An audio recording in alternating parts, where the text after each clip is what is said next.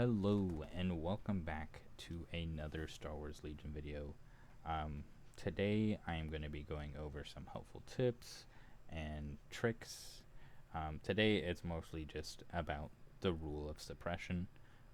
So without further ado, besides my usual spiel about being just a casual player, I don't play in any tournaments or anything. On the screen right now I have one of my favorite Greek battles, Battle of Marathon.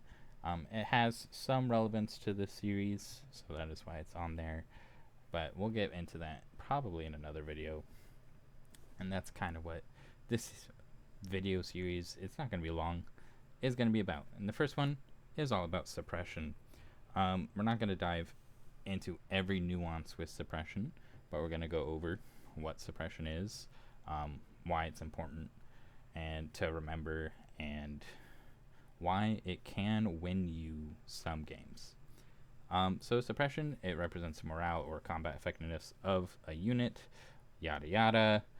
Basically, the bottom portion is all we're going to worry about here, and it's that trooper units have a courage value on their unit card, and they are suppressed if it's equal to that courage value. So it shows a picture of Luke Skywalker there. He has a courage of 3, so if he has 3 suppression tokens on him, that means he's suppressed. And if he has double that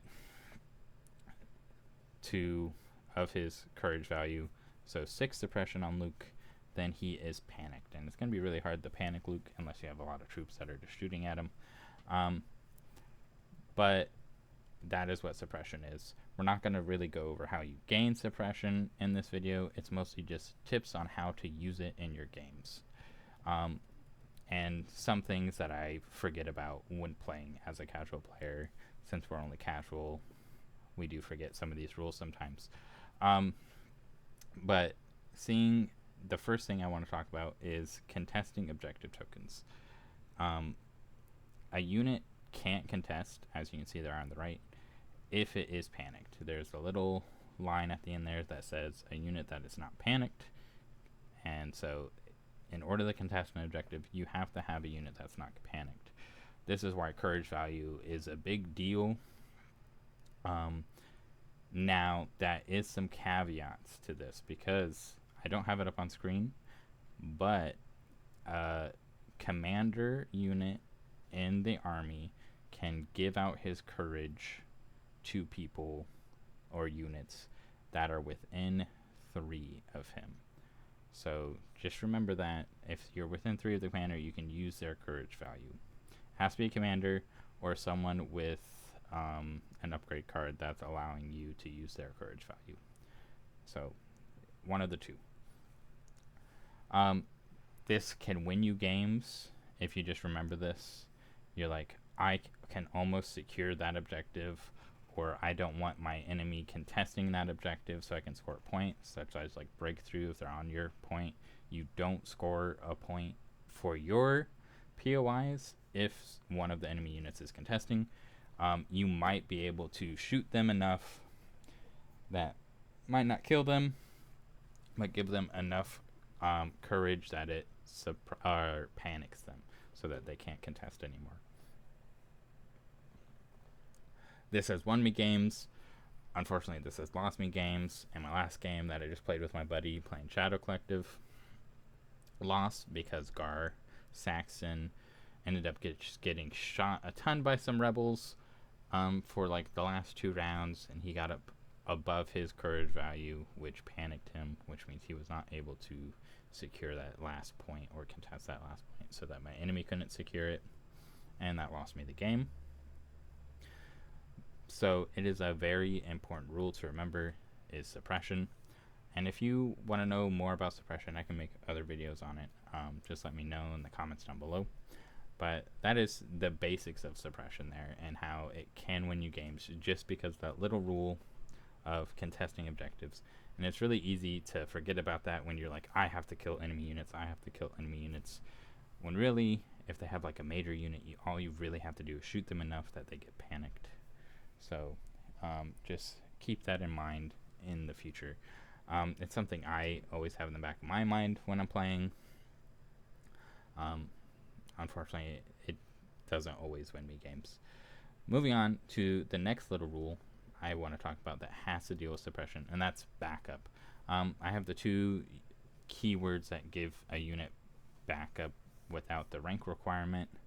On the right here, that's rent new. So if a unit has rent new, they can give backup to whoever that rent new unit is for that.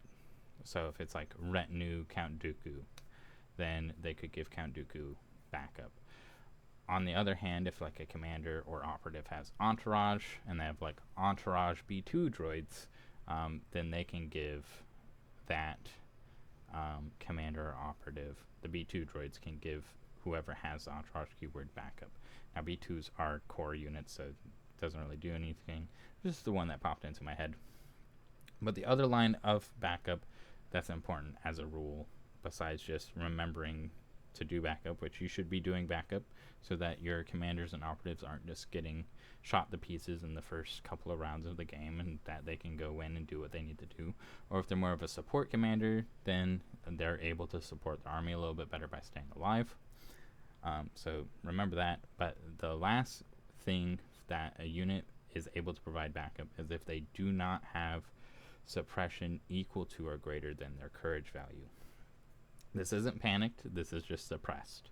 So if you suppress a unit, or droids don't get suppressed, but if you give them enough suppression tokens that it's equal to their courage value, they can no longer provide backup. This has let me be able to kill some key supportive commanders in games that I've played. One of the times was with the ARF troopers. I was able to split off one of the weapons from the ARF troopers in order to... I actually used a core unit before the ARF troopers activated to give the core unit that was providing backup to a Kalani, so that that B1 can no longer provide backup, which is an extra 2 hits onto Kalani if I rolled them, just because I gave that B1 squad 1 suppression with my core, which wasn't really doing anything anyways. It gave them a suppression. He was no longer be able to provide backup to Kalani, and then Kalani ended up dying to the Mega ARF Trooper squad. So it is very useful to remember. This is probably the rule that I have forgotten in the past a lot, and it has not really lost me games, but I could have done better in a game if I remembered that. So those are my 2 little tips. Suppression is very important to deal out. It's why I've kind of been playing around with Empire suppressive lists or Shadow Collective lists, just because I want to see how to make them better with using suppression in my games. So I thought I'd make a little video on it. Not a very long video, so I hope you enjoyed. If you did, please leave a like and a comment. If not, you can still leave a like and a comment or a dislike. But yeah, hope you enjoy the game as much as I do, and I'll see you in the next one. Bye!